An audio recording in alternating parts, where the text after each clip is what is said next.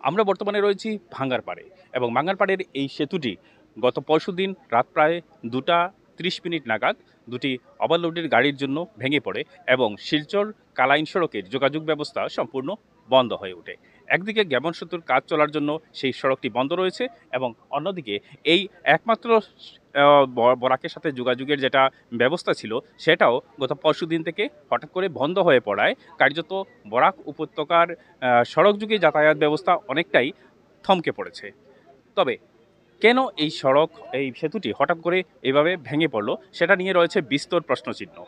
আজ এই ভাঙা সেতুর স্থানটি পরিদর্শন করতে আসলেন মন্ত্রী কৌশিক রায়, সঙ্গে ছিলেন সাংসদ কনাথ পুরকায়স্থ, জেলাশাসক এবং পুলিশ সুপার নোমান মাহাতো সহ বিভাগীয় অন্যান্য আধিকারিকরা। পরিদর্শন শেষে মন্ত্রী কৌশিক রায় জানান যে এই সেতুটি নির্মাণের জন্য বিভাগীয় তরফে একটি বেইলি সেতু আগামী 20 দিনের মধ্যে নির্মাণ করে দেওয়া হবে।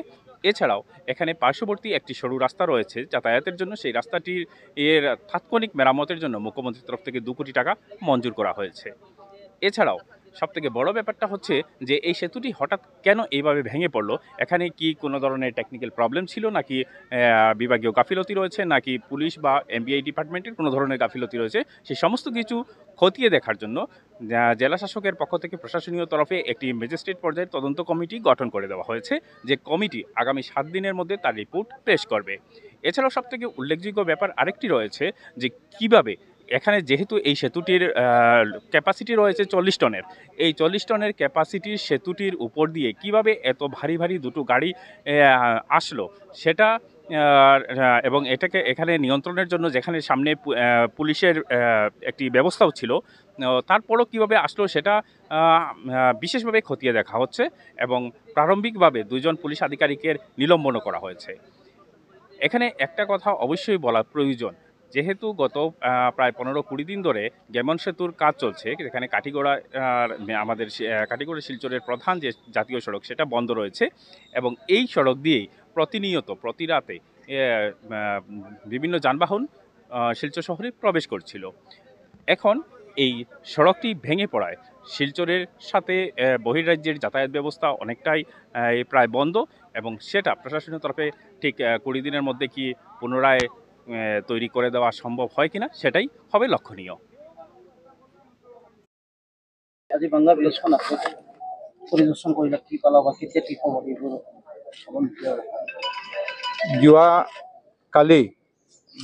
যোৱা পৰহি ৰাতি 2:30 বজাত এই ব্ৰিজখন, এই দলংখন ভাঙিছিলে। এই ভাঙাৰ কাৰণে যোৱাকালি প্ৰশাসনৰ ফালৰ পৰা যে অল্টাৰনেটিভ ৰাস্তা আমি কেনেকৈ কৰিব পাৰোঁ, অল্টাৰনেটিভ আমি ব্যৱস্থা কেনেকৈ কৰিব পাৰোঁ যাতে ৰাইজৰ কোনো অসুবিধা নহয়, সেইকাৰণে ব্যৱস্থা আৰম্ভ হৈছিলে। যোৱাকালি আমাৰ জিলা আয়ুক্ত, আমাৰ পুলিচ সুপাৰ, PWD, NHADCL গোটেই ইয়াতে আহি ইয়াতে পৰ্যবেক্ষণ কৰি যোৱাৰ পিছতে কালি 3টা বজাতে জিলা আয়ুক্ত গৰাকীৰ কাৰ্যালয়ত এটা সভা হয় আৰু সেই সভাতে এটা কমিটি, এটা ম্যাজিস্ট্ৰিয়েল ইনকুৱাৰী এটা দিয়া হৈছে যে কেনেকৈ ব্ৰিজটো ভাঙিছে, ইঞ্জিনিয়াৰিং ডিফেক্ট আছিলে, আমাৰ এনফোৰ্সমেন্টৰ কি গাফলতি আছিলে, পুলিচৰ কি গাফলতি আছিলে, এই গোটেইটো যাতে এটা কৰিব ভালকে ইনকুৱাৰী হ'ব পাৰে, এইকাৰণে এটা ম্যাজিস্ট্ৰেট পৰ্যায়ৰ এটা ইনকুৱাৰী দিয়া হৈছে। অহা 7 দিনৰ ভিতৰতে ৰিপৰ্টটো তেওঁলোকে জিলা আয়ুক্ত গৰাকীৰ তাতে জমা দিব আৰু লগে লগে যোৱাকালি মাননীয় মুখ্যমন্ত্ৰী ডক্টৰ হিমন্ত বিশ্ব শৰ্মা ডাঙৰীয়া এই ব্ৰিজৰ কাৰণে আমাৰ 2 কোটি টাকা নতুন এটা অল্টাৰনেটিভ ৰাস্তা যেটো আছে, অল্টাৰনেটিভ ৰাস্তা সেইটোৰ কাৰণে 2 কোটি টাকা মঞ্জুৰ কৰিছে। আমাৰ PWD বিভাগৰ মাননীয় মন্ত্ৰী কৃষ্ণেন্দু পাল ডাঙৰীয়াও মুখ্যমন্ত্ৰী ডাঙৰীয়াৰ লগত লগ কৰিছিলে, মোৰ লগতো ফোনত কথা হ'ল আৰু তাৰপিছতে মুখ্যমন্ত্ৰী ডাঙৰীয়া PWD বিভাগৰ পৰা 2 কোটি টাকা দিছে, আমি অল্টাৰনেটিভ ৰাস্তা যেটো এটা কৰিব পাৰোঁ। আজি আমি এই ৰাস্তাটো চাম, লগে আৰু এটা সৰু ৰাস্তা আছে যেটো অলপ শৰ্ট ডিস্টেন্সত, যাতে সৰু গাড়ী তাৰ পৰা আহিব পাৰে, যাতে ৰাইজৰ অসুবিধা নহয়, সেইকাৰণে আমি এই ব্যৱস্থা কৰোঁ। আজি আমি ইয়ালৈকে আহিছোঁ, ব্ৰিজ দলংখন যেটো ভাঙিছে সেইটো আমি দেখিলোঁ আৰু লগে লগে দলংখন NHADCL এই ৰাস্তাটো যেতিয়া গ্যামন ব্ৰিজ তেওঁলোকে কৰি আছে, ৰিপেয়াৰিঙৰ কামটো চলি আছে, এইকাৰণে এই ৰাস্তাটোৰ মেইনটেনেন্স টেম্পৰাৰিলি NHADCL কৰি আছে। এইকাৰণে NHADCL কৰ্তৃপক্ষই ইয়াতে এখন বেইলি ব্ৰিজ বনাবৰ কাৰণে তেওঁলোকক ইতিমধ্যে নিৰ্দেশ দিয়া হৈছে। যোৱাকালি তেওঁলোকে ইয়াত ব্ৰিজখন বনাবৰ কাৰণে, বেইলি ব্ৰিজখন বনাবৰ কাৰণে এইটো 130 ফুট হয়। এখানে ইয়াত যে মেটেৰিয়েলছ আছে এইটো 100 ফুটৰ কাৰণে আছে। এইকাৰণে নতুন মেটেৰিয়েলছবিলাক আনিব লাগে। যোৱাকালি তেওঁলোকে অৰ্ডাৰ প্লেচ কৰিছিলে। ৰাঁচীৰ পৰা আজি ৰাতিপুৱাই তাৰ পৰা এই মেচিনাৰীবিলাক তাৰ পৰা ইয়াত অহা আৰম্ভ হৈছে। অহা 5 দিন 6 দিনৰ ভিতৰত মেচিনাৰীবিলাকে ইয়াত আহি পাব। লগতে এটা কোম্পানী, যি কোম্পানী গোটেই ভাৰতবৰ্ষত বেইলি কোম্পানীটো কি নাম হয়, এইচ কোম্পানী, এই বেইলি ব্ৰিজ যিবিলাকে গোটেই ভাৰতত নিৰ্মাণ কৰে, তেওঁলোকে একেলগে মেন মেটেৰিয়েলছ একেলগে ইয়াত অহা 5-6 দিনৰ ভিতৰত ইয়াত আহি পাব। আৰু অহাকালিৰ পৰা আমি PWD বিভাগ আৰু NHADCL দুজনে মিলি এই ব্ৰিজখন যিটো দলংখন যিটো ভাঙিছে এইটো ডিছমেণ্টেলিঙৰ কামটো আৰম্ভ কৰিব। আজি আমি ইয়াতে কৈছোঁ এই ডিছমেণ্টেলিঙৰ কামটো তেওঁলোকে আৰম্ভ কৰিব, যাতে অহা 4-5 দিনৰ ভিতৰত ডিছমেণ্টেলিংটো আমি শেষ কৰি এই বেইলি ব্ৰিজৰ কনষ্ট্ৰাকশ্যনটো আমি আৰম্ভ কৰিব পাৰোঁ। লগে লগে ইয়াৰ ওচৰতে এতিয়া আমাৰ ৰাইজৰ অসুবিধা যাতে নহয়, আমাৰ ছাত্ৰ ছাত্ৰী স্কুলত যাতে আহিবৰ কাৰণে অসুবিধা নহয়, এইকাৰণে ইয়াতে এটা বোটৰ ব্যৱস্থা জিলা প্ৰশাসনৰ ফালৰ পৰা আমাৰ আৰ্মিৰ সহায়তা এইটো ইয়াতে কৰা হৈছে। কিন্তু লগে লগে আমি অহাকালিৰ পৰা নিৰ্দেশ দিছোঁ যে ইয়াতে এখন bamboo bridge, temporary bamboo bridge যাতে পাৰাপাৰৰ কাৰণে সুবিধা হয়, এইকাৰণে কৰিবৰ কাৰণে আমি ইতিমধ্যে কৈছোঁ। এই ব্ৰিজখন ভঙাৰ কাৰণে ৰাইজৰ অসুবিধা হৈছে, আৰু যাতে ৰাইজত আমি কম অসুবিধা হয়, সেইকাৰণে মাননীয় মুখ্যমন্ত্ৰী ডক্টৰ হিমন্ত বিশ্ব শৰ্মা ডাঙৰীয়া প্ৰশাসনৰ ফালৰ পৰা এইটো ব্যৱস্থা গ্ৰহণ কৰা হৈছে, যাতে আমি কম অসুবিধা দি ৰাইজক যাতে আমি এই পাৰাপাৰ ব্যৱস্থাটো আমি অলপ স্মুথ কৰিব পাৰোঁ। জিলা প্ৰশাসনে মেজিষ্ট্ৰেট ইনকুৱাৰী দিছে। লগে লগে যোৱাকালি আমাৰ ইয়াতে আপোনালোকে জানে যে এই ঘটনাটো যিটো হৈছে, ইয়াতে আমি দেখা পাইছোঁ যে ঘটনাটো হোৱাৰ পিছতে 2খন ট্ৰাক ইয়াতে আছিলে, য'ত অভাৰলোডেড ট্ৰাক ইয়াতে আছিলে। কিন্তু এই ব্ৰিজখন অলপ দিন আগতে যেতিয়া ঠিক হৈছিলে 68 লাখ টকা এই ব্ৰিজৰ কাৰণে মঞ্জুৰ হৈছে। পেকেজ এটা আছিলে 1,38 লাখ সম্ভৱত, আৰু যাৰ মাজতে 7-8খন ব্ৰিজৰ মেৰামতি আছিলে। এই ব্ৰিজৰ কাৰণে প্ৰবলি 68 লাখ আছিলে, যাৰ মাজতে 12 লাখ টকা ইতিমধ্যে কণ্ট্ৰেক্টৰক পেমেণ্ট কৰা হৈছিল। আমি PWD বিভাগক আমি নিৰ্দেশ দিছোঁ যে বাকী যে পেমেণ্ট 12 লাখৰ ওপৰত যাতে কোনো পেমেণ্ট কণ্ট্ৰেক্টৰক নকৰা হয়, এইকাৰণে আমি নিৰ্দেশ দিছোঁ।